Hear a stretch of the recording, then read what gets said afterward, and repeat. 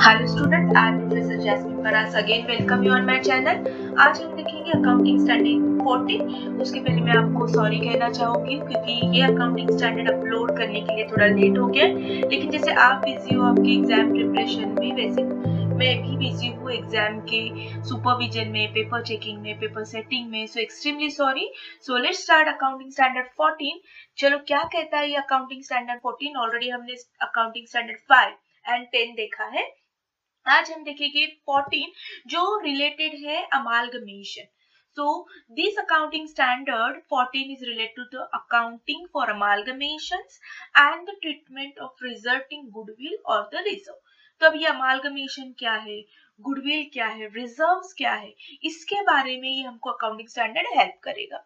इसमें theoretical part ज्यादा है, जो कैलकुलेशन है वो मैंने इसमें कवर कर चुकी हूँ। ठीक है, तो अब ये बेसिकली किसको अप्लाई होता है, तो यहाँ पे अमालगमेशन पे अप्लाई होता है। बट यहाँ पे दो टाइप के अमालगमेशन होते हैं। अब पहली बात तो अमालगमेशन मतलब मर्ज करना, एक करना, दो कंपनी मिलके एक बनना। हमाल मतलब एक दूसरे से हाथ मिलाना। So amalgamation in the nature of merger and amalgamation in the nature of purchase. अब इसके पहले हम देखेंगे नेचर ऑफ मर्जर। मर्जर मतलब क्या। सो डिस्क्लोजर पहले हम देखते हैं। Following are the disclosure that needs to be first show in the financial statement. तो क्या क्या डिस्क्लोज करना है, तो अकाउंटिंग स्टैंडर्ड 14 हमें कहता है कि पहले तो तुम name and general nature of the business of the amalgamating companies वो आप पहले डिस्क्लोज करो कि आप जो कंपनी अमालगमेट कर रहे हो उसका नाम क्या है, उसका नेचर क्या है, बिजनेस का मैन्युफैक्चरिंग में है, सर्विसिंग में है, होटल इंडस्ट्री में है, टेक्सटाइल इंडस्ट्री में, etcetera. Second, effective date of amalgamation, क्योंकि आप अकाउंटिंग पर्पस के लिए जब हम करोगे तो हमको डेट पता होनी चाहिए। जैसे कि प्रायर इनकॉर्पोरेशन का चैप्टर आपने देखा है, उसमें हमको डेट पता थी इनकॉर्पोरेशन की, तभी हम प्री और पोस्ट इसमें बाइफरकेट करते हैं एक्सपेंसेस, राइट। तो डेट बहुत मस्ट है, वो हमको डिस्क्लोज करनी है। देन थर्ड, अकाउंटिंग स्टैंडर्ड 14 हमें कहता है method of accounting use to reflect the amalgamation. आप कौन सी अकाउंटिंग मेथड यूज कर रहे हो ये भी आप बताओ, ये भी आप डिस्क्लोज करो। Got it. सो इस तरीके से ये डिस्क्लोजर है। अब ये अकाउंटिंग मेथड कौन सी है ये हम आगे देखेंगे। सो अब हम देखते हैं टाइप्स ऑफ अमालगमेशन। जैसे कि मैंने पहले दो पेज पे कहा है कि दो टाइप्स के अमालगमेशन है, एक मर्जर के फॉर्म में होता है और एक परचेज के फॉर्म में होता है। तो अभी पहले हम देखते हैं मर्जर के फॉर्म में मतलब क्या। तो देखो यह फॉर्मूला लिखा है A + B = C। इसका मतलब क्या है, एक A कंपनी है, B कंपनी है, दोनों मर्ज हो गए हैं और वो बन गई है C। मतलब A ने B को खरीदा या B ने A को खरीदा और इन दोनों का नाम क्या हो गया, गायब हो गया और नई कंपनी बन गई C। उसे कहते हैं amalgamation in the nature of merger. दोनों एक हो गए। Got it. सो एक होना उसको कहते हैं मर्जर। लेकिन हम ये कब कहेंगे कि मर्जर हुई है या परचेस हुई है, दो टाइप से हमें है ना अमालगमेशन के, इन the nature of merger and in the nature of purchase. तो हमें कैसे पता चलेगा कि ये मर्जर वाला नेचर है या परचेस वाला है, तो हमें कुछ कंडीशन फॉलो करनी है, वो सेटिस्फाइड करनी है, तो ही हम उसको amalgamation in the nature of merger करेंगे। तो पहली कंडीशन क्या है, तो upon the amalgamation all asset and liability of the transferor company. अब ट्रांसफरर कंपनी मतलब क्या, सिंपली सेलर, जो जिसे अपनी कंपनी बेचनी है, that is called transferor company. Okay, become the asset and liability of transferee company, मतलब बायर, जो बाय कर रही है। मतलब जैसे यहाँ पे A कंपनी ने B को बाय किया, तो B के सब असेट लायबिलिटी ये किसकी हो गई, A की हो गई। ठीक है। सो कंसिडर, हम कंसिडर करेंगे कि ये पूरी B की, चाहे वो असेट हो या लायबिलिटी हो, वो अब उस पे मालकी हक किसका है, A का है। ये एक कंडीशन पूरी होनी चाहिए। सेकेंड कंडीशन क्या होनी चाहिए, share holder having not less than 90% of face value. देखो पढ़ोगे तो आपको डिफिकल्ट लगेगा, एक्सप्लेन करती हूँ। इसका मतलब क्या, जो बी लिमिटेड के जो शेयर्स है उसमें से 90% share holders should be ready to go in the a company. मतलब बी के भी तो शेयर होल्डर हो गए ना, ये दोनों लिमिटेड कंपनी है। लिमिटेड कंपनी मतलब क्या, जो शेयर अपने इशू कर सकते हैं, गॉट इट। सो बी के जो भी शेयर होल्डर्स होंगे उसमें से 90% शेयर होल्डर रेडी होना चाहिए ए में जाने के लिए, तो ही इसे हम मर्जर कहेंगे। मतलब इसमें से सिर्फ 20% ही रेडी हो गए तो वो मर्जर नहीं कहलाएगा। तो नॉट मोर लेस देन 90%, तो कम से कम 90% होने ही चाहिए शेयर होल्डर जो नए कंपनी में मतलब बायर के पास जाने के लिए रेडी होने चाहिए। तो ये दूसरी कंडीशन पूरी होगी तो हम कहेंगे amalgamation in the nature of merger. तीसरी कंडीशन क्या है? तो तीसरी कंडीशन है कि the share holder of the transfer company who gave away become equity share holder of transfer company receive the consideration. Simply जैसे मैंने अभी जस्ट कहा, सेकंड कंडीशन क्या है कि बी लिमिटेड कंपनी मतलब जो सेलिंग कंपनी है उसके 90% शेयर होल्डर रेडी होने चाहिए एक कंपनी में जाने के लिए, ओके और उनको कंसिडरेशन मिलना चाहिए। ऑफकोर्स फ्री में तो कोई जाएगा नहीं, तो कंसिडरेशन मतलब अमाउंट मिलनी चाहिए। तो कौन से फॉर्म में मिलनी चाहिए?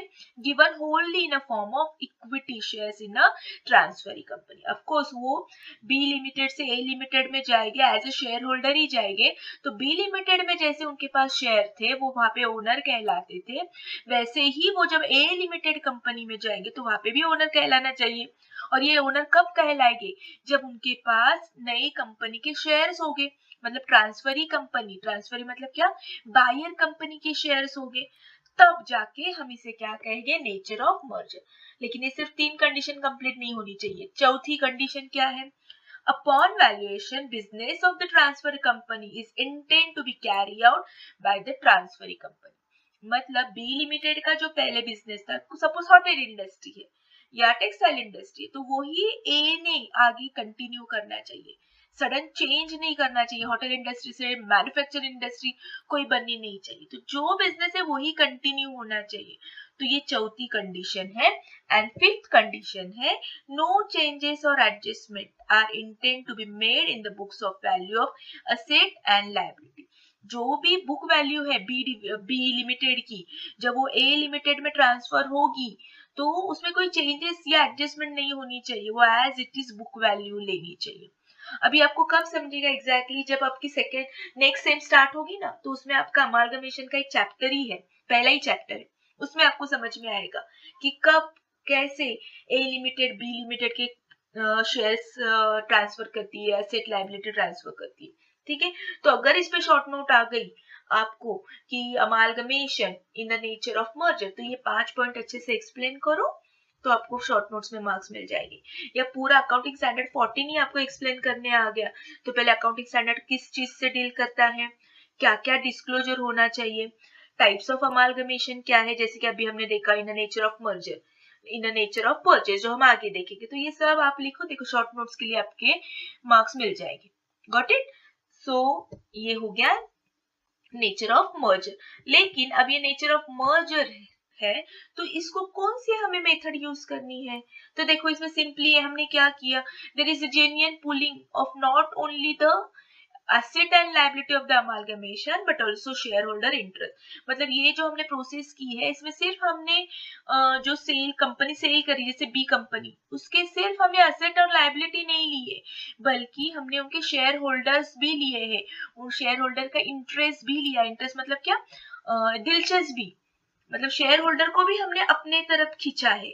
सिर्फ हमने एसेट एंड लायबिलिटी बी की नहीं ली है, कि जो उनके शेयर होल्डर्स थे उनको भी हमने हमारे तरफ खींचा है। Got it? सो ऐसे इसमें हमने क्या किया है? पूल किया है, इंटरेस्ट पूल किया है, इसलिए इस मेथड का नाम होता है pooling of interest method. Understood?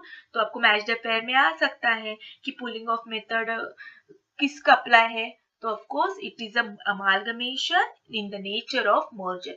जब मर्जर होगी कंपनी तो हम कौन से मेथड यूज करेंगे? Pulling of interest method. Understood? क्यों इसे हमने कहा है पुलिंग ऑफ इंटरेस्ट? तो हम सिर्फ यहाँ पे एसेट और लायबिलिटी नहीं लेते हैं, बल्कि और क्या पूल करते हैं? शेयर होल्डर का इंटरेस्ट पूल करते हैं। Understood? So as it is वो रिकॉर्ड करनी है हमें ट्रांसफरी कंपनी में। सो ये याद रखना है, फिल इन द ब्लैंक्स में आ सकता है पूलिंग इंटरेस्ट या मैच द पेयर में आ सकता है। ओके चलो नाउ नेक्स्ट अब देखेंगे amalgamation in the nature of purchase. दो टाइप की अमालगमेशन है, मर्जर तो देखिए उसके 5 कंडीशन देखे तो ही वो मर्जर हो गए, उसमें से एक भी कंडीशन सेटिस्फाइड नहीं हो गई तो वो कन्वर्ट होगा नेचर ऑफ परचेस में।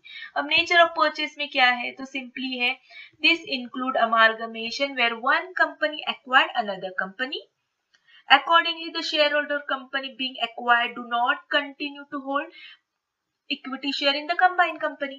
मतलब मर्जर कंपनी में हमने देखा कि more than 90% share holder are ready to get merge in the new company ए, लेकिन यहाँ पे बी, ए और बी है, लेकिन बी के जो शेयर होल्डर है वो रेडी नहीं है ए में जाने के लिए, उन्हें नहीं जाना है, तो ऐसे हो सकता है। सो नेचर ऑफ परचेस में क्या है, एक कंपनी दूसरी को एक्वायर कर सकती है।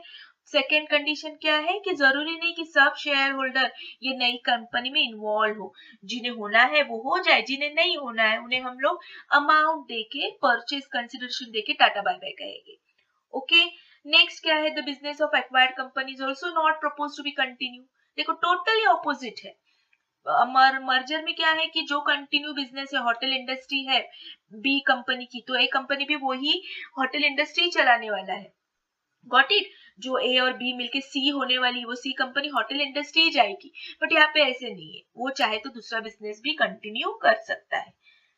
सो यहाँ पे कौन सी मेथड यूज होगी, परचेस मेथड। सिंपली यहाँ पे हम उनको क्या देंगे, वैल्यू देंगे असेट एंड लायबिलिटी की, परचेस कंसिडरेशन पैसे देंगे, अमाउंट देंगे in a form of cash और in a form of share.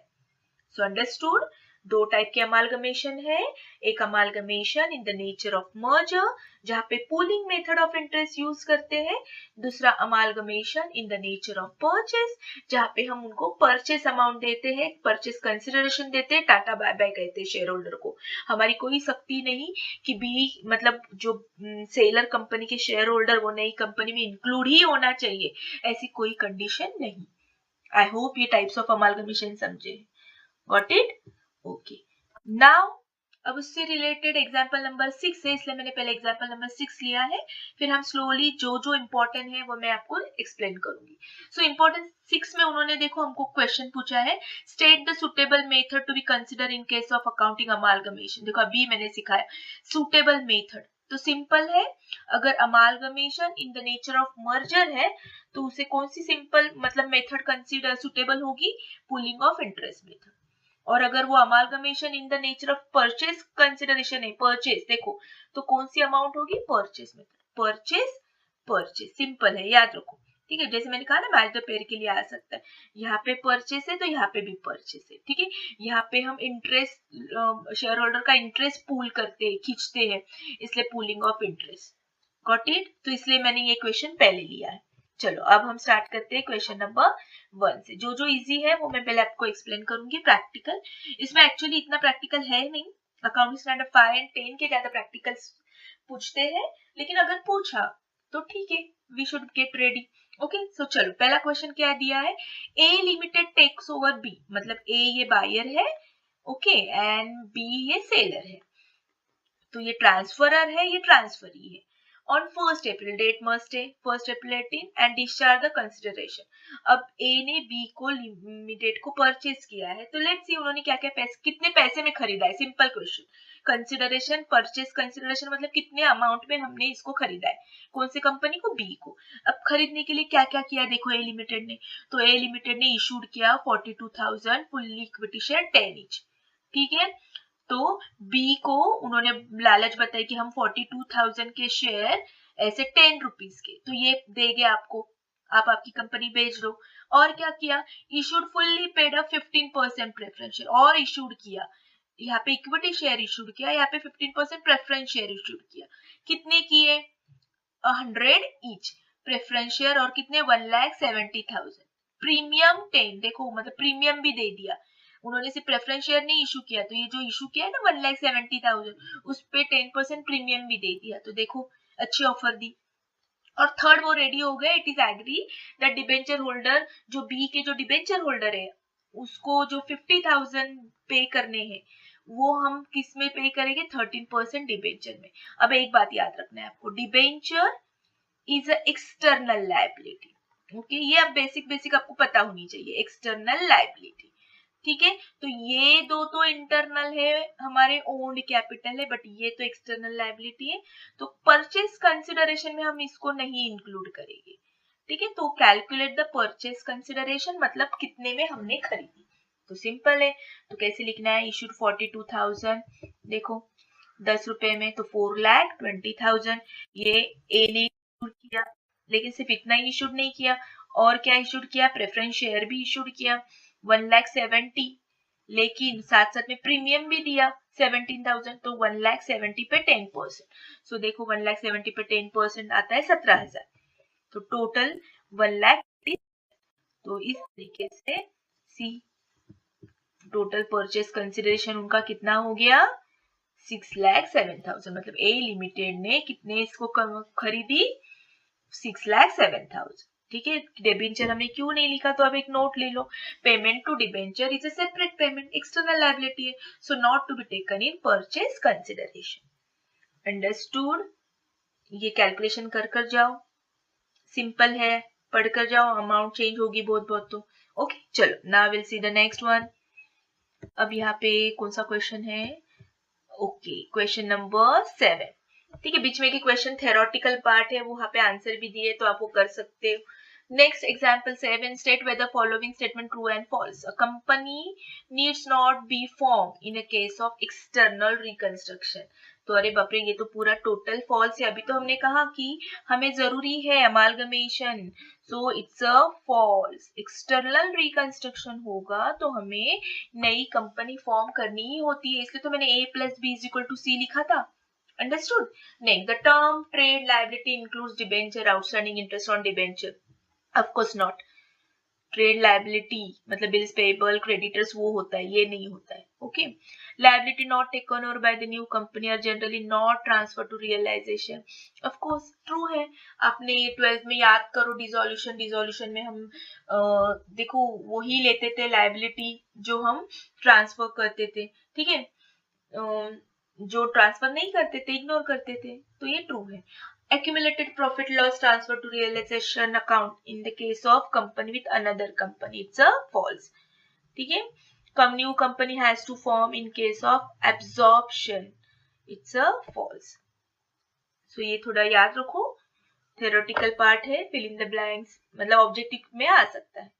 चलो नाउ नेक्स्ट, ओके नाउ इसमें थोड़ा बहुत कैलकुलेशन है, और ये कैलकुलेशन जब आपकी नेक्स्ट सेम शुरू होगी तो हमको काम आएगा ये कैलकुलेशन। तो देखो उन्होंने क्या दिया है, calculate amount of purchase consideration in each of the following case, अलग अलग केस दिए हैं, और कौन से केस में आप कितनी अमाउंट पे करोगे सामने वाली कंपनी को। परचेस कंसिडरेशन मतलब कीमत, कितनी कीमत लगाओगे आप जब कोई आपको कंपनी परचेस करनी है, तो वो दिया है। तो पहला हम देखते हैं वन बाय वन। पहले इसमें दिया है post limited agree to issue 3 share of 10 each. Post limited ये एग्री हो गई है, मतलब इधर ही हमें समझता है कि पोस्ट लिमिटेड ये से बायर है, ओके, क्योंकि वो एग्री हो गई कि ठीक है चल मैं 3 शेयर इशू करता हूँ 10 रुपीज की, किसके बदले में, for every 2 share of the Vyapari limited.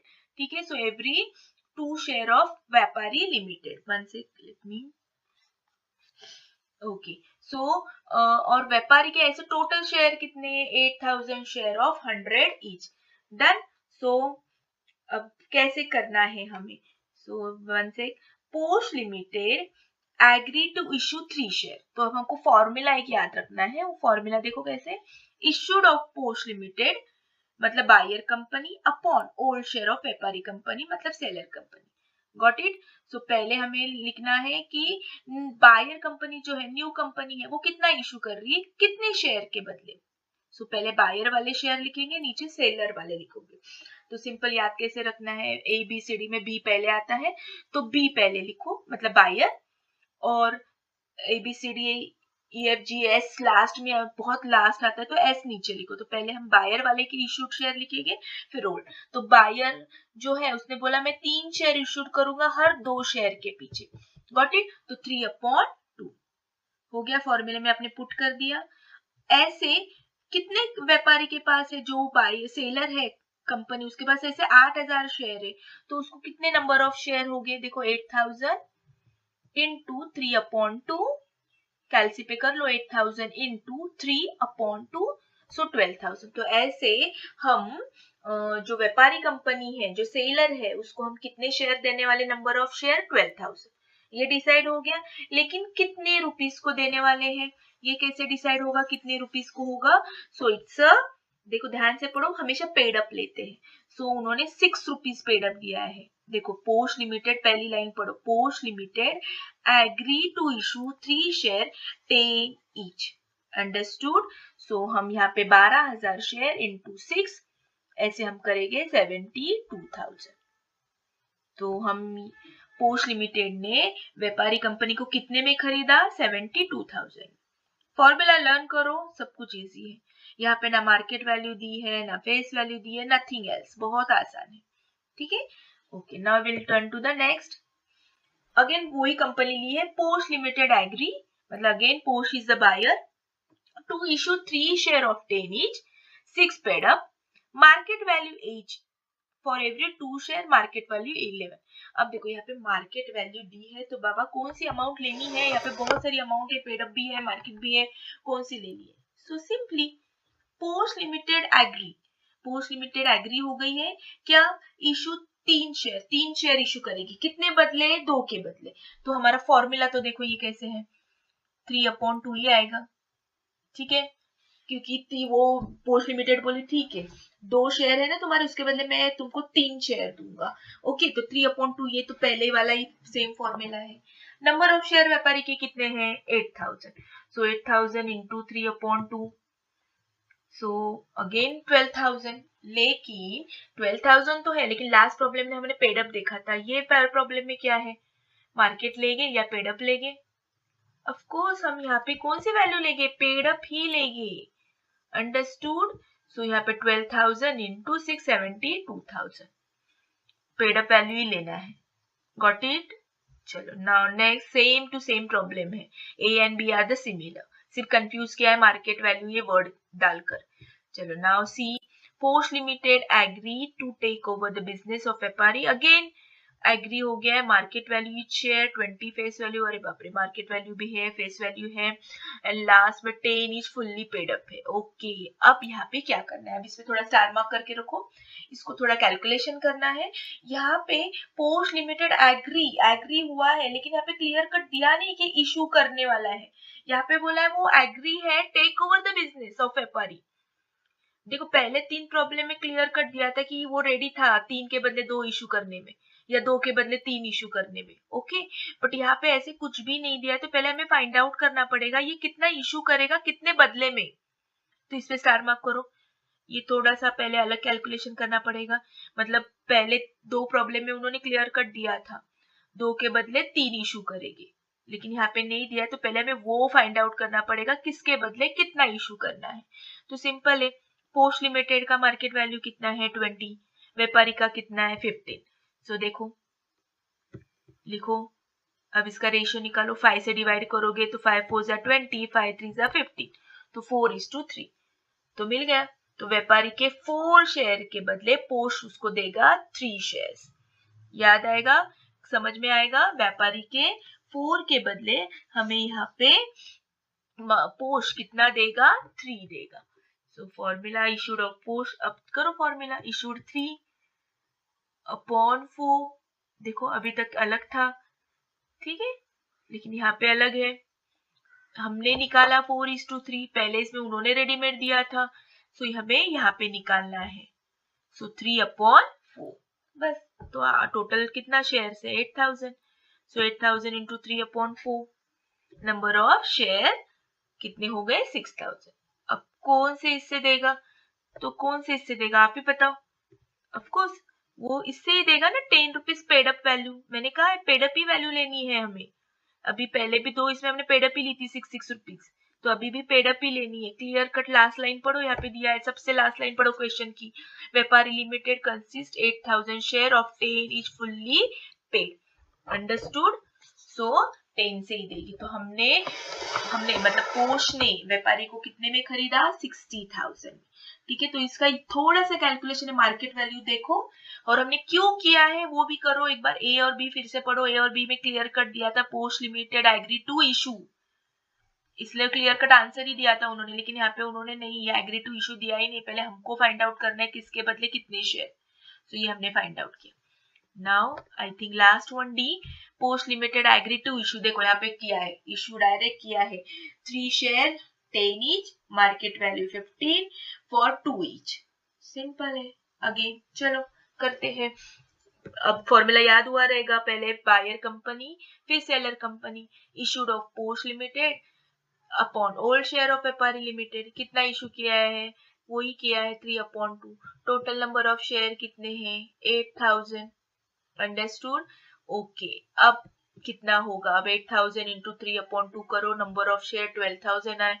अब हमें क्या करना है, इंटू 15। अब 15 क्यों करना है, तो अब फिर से एक बार ध्यान से देखो वहां पे क्या दिया है, post limited agree share of 10 each, market value of 15 पर share for every 2 share of 10 each with market value of 20।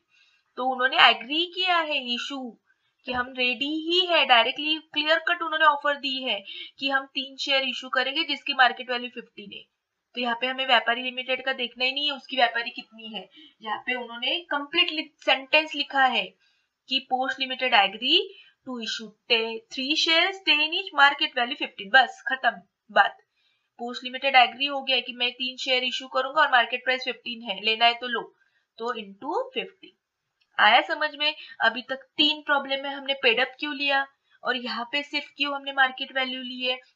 देखो सिर्फ सेंटेंस में थोड़ी सी गड़बड़ की है उन्होंने, बस वो सेंटेंस ध्यान से पढ़ो आप, आपको समझ में आ जाएगा।